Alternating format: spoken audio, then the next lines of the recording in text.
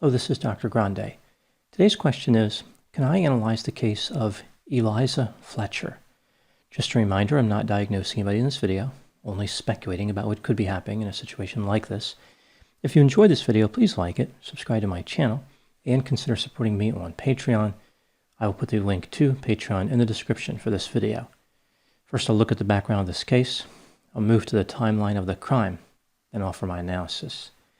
This case takes place in Memphis, Tennessee in 2022. 34-year-old Eliza Fletcher lived on Carr Avenue with her husband Richard and their two sons.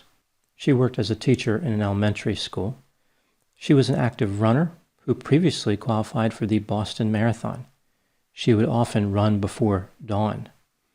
A 38-year-old convicted felon named Cleotha Dwayne Abston Henderson also lived in Memphis, Tennessee. He had an extensive criminal record starting in 1995 when he was 11 years old. Here are the charges that appear on Cleotha's record. June 1995, theft of property under $500. October 1995, attempted burglary. October 1996, theft. He was particularly busy in September 1997. Here we see theft, aggravated assault, evading arrest, and violation of curfew. November of that year, truancy. May 1998, marijuana and drug paraphernalia possession. June 1998, sexual assault. December 1999, theft. The same charge would appear again in April. July 1999, trespassing. September, another theft. And in October of 1999, evading arrest and 4 counts of aggravated assault.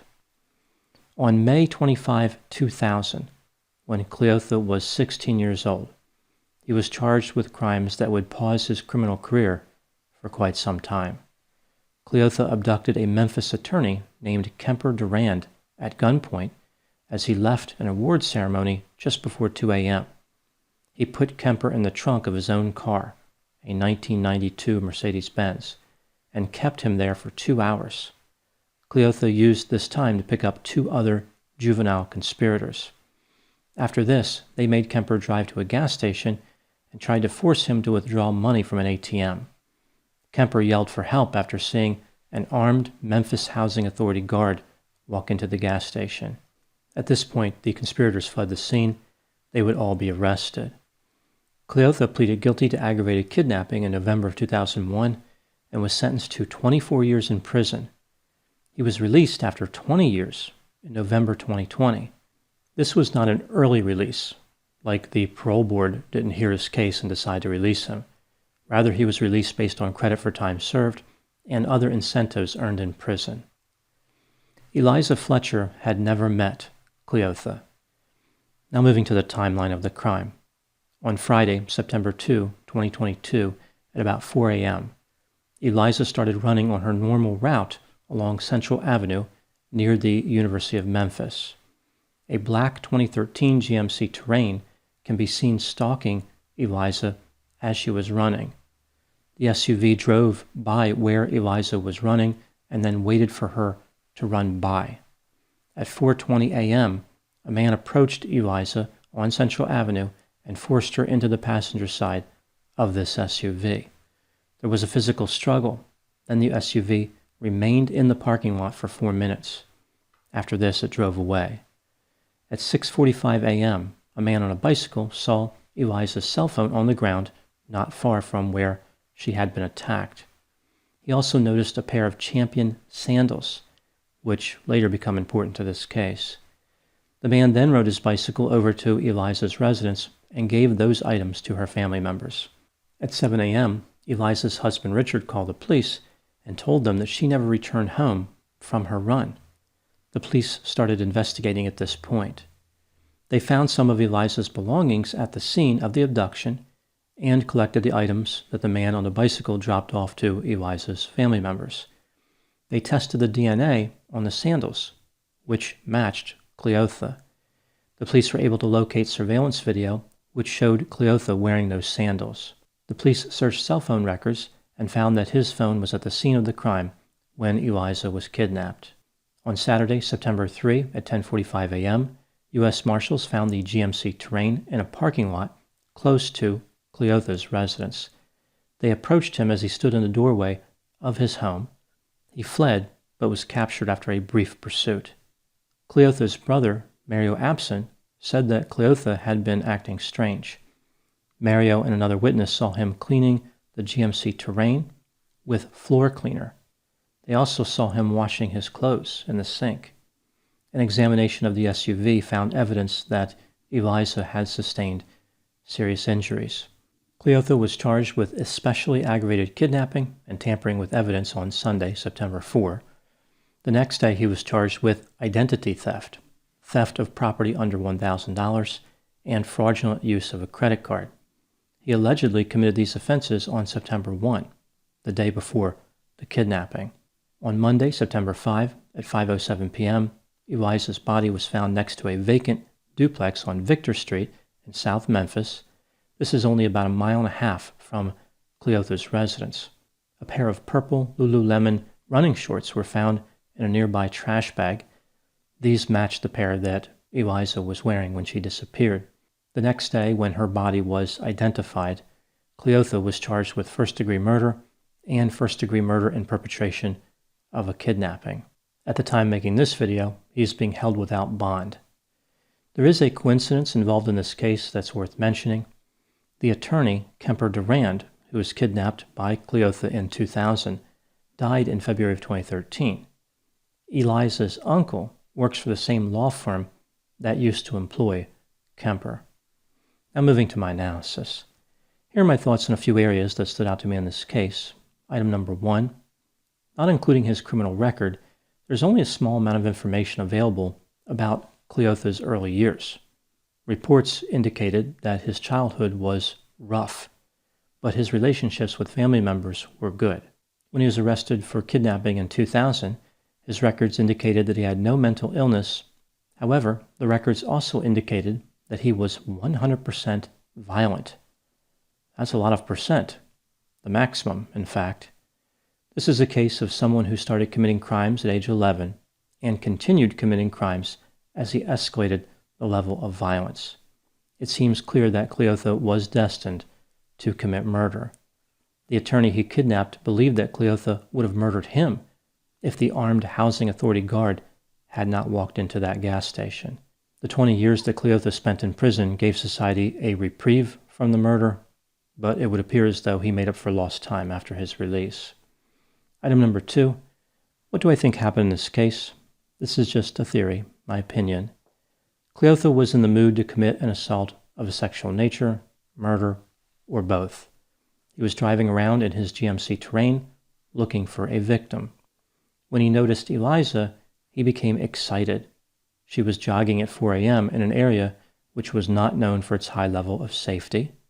Presumably she was unarmed, and she was probably focused on her running, therefore not really looking around too much. He thought that he could kidnap, assault, and murder her without being identified. Cleotha knew that he had committed theft the day before, and he was going to be arrested for that crime soon. Perhaps he would be going back to prison. This was his last chance to live out his sadistic desires before making that trip. He followed Eliza for several minutes, trying to find the perfect area to execute his plan. He drove past where she was running, then initiated his attack. He did not expect her to resist so vigorously. Cleotha ended up murdering Eliza in his SUV. The method he used was not released by the police. They only said there was evidence of severe injuries in the vehicle, so perhaps he beat her to death or strangled her. Cleotha didn't worry about leaving his sandals behind in the struggle because he didn't think they could be used to identify him.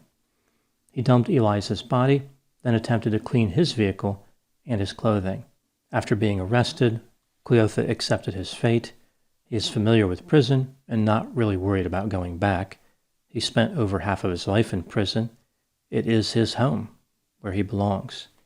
Item number 3. This is one of those cases that serves to remind society about the nature of antisocial behavior. Many people have fear about being the victim of a seemingly random attack. They worry about how to protect themselves. Random attacks are different than those associated with something like intimate partner violence. Not that there's ever a situation where someone is happy about being the potential target of homicide, but at least in that situation, a person knows who they should worry about. There is the sense that they have some ability to avoid being a victim. With a stranger who kills, it could be anybody who commits the crime. It feels like nothing can be done to prevent it. Predicting who will commit murder is difficult, but we do know that most people who commit this type of murder have a history of lesser offenses prior to the murder.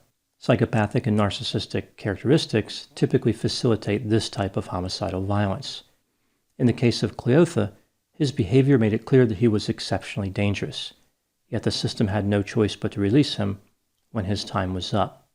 To use their term, they released a 100% violent person into society. The primary purpose of prison is to punish offenders.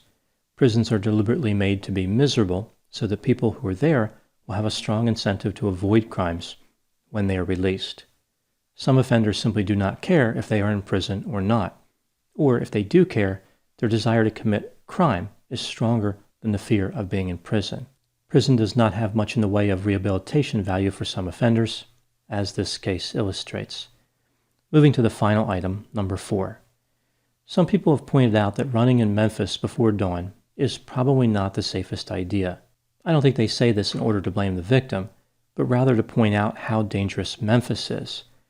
According to FBI statistics, Memphis is actually the most dangerous city in the United States. Some people have disputed the reliability and interpretation of these statistics, but either way, it is certainly one of the most dangerous. In 2021, Memphis had a record number of homicides at 346.